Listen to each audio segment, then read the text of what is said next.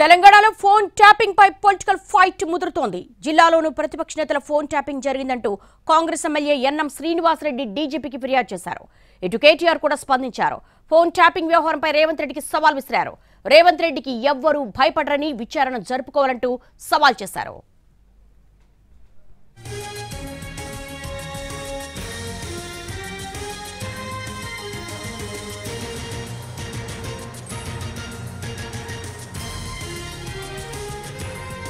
తెలంగాణలో phone tapping పై political fight నడుస్తోంది.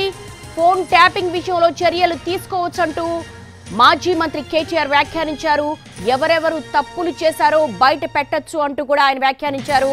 ఇటు కాంగ్రెస్ ఎమ్మెల్యే ఎన్ఎం శ్రీనివాసరెడ్డి కూడా డీజీపీకి ఫిర్యాదు చేశారు. ఇటు కేటీఆర్ కూడా స్పందించారు. ఫోన్ ట్యాపింగ్ వ్యవహారంపై రేవంత్ రెడ్డికి ఆయన సవాల్ కూడా విసిరారు. రేవంత్ రెడ్డికి ఎవరు భయపడరని విచారణ జరుపుకోవాలంటూ సవాల్ చేశారు.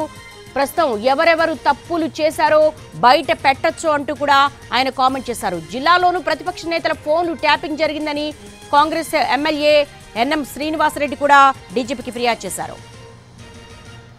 5 సంవత్సరాలుగా ఎవరి ఒత్తిడితోటి ఫోన్ ట్యాపింగ్ చేసిండ్రో, ఎవరు సూచన ఇస్తే ఫోన్ ట్యాపింగ్ చేసిండ్రో, ఎవరు రిక్వెస్ట్ చేస్తే హైదరాబాద్ లో ఉన్న అధికారులు ట్యాప్ చేసిండ్రో, లేదు వివిధ జిల్లాలలో సర్వర్లు పెట్టుకొని అక్కడ లోకల్ గా ఉన్న పారిశ్రామికవేత్తలను, బంగారు వర్తకులను, డబ్బున్న వాళ్లను, రియల్ ఎస్టేట్ లావాదేవీలు చేసే వాళ్లను, వీళ్ళందరినీ కూడా వాయిస్ విని వాళ్లతోటి లావాదేవీలు చేసిండ్రో, ఇవన్నీ కూడా తెలంగాణ సమాజానికి తెలియాలి అని చెప్పి నేను డీజీపీ గారిని కోరుకుంటా ఉన్నా.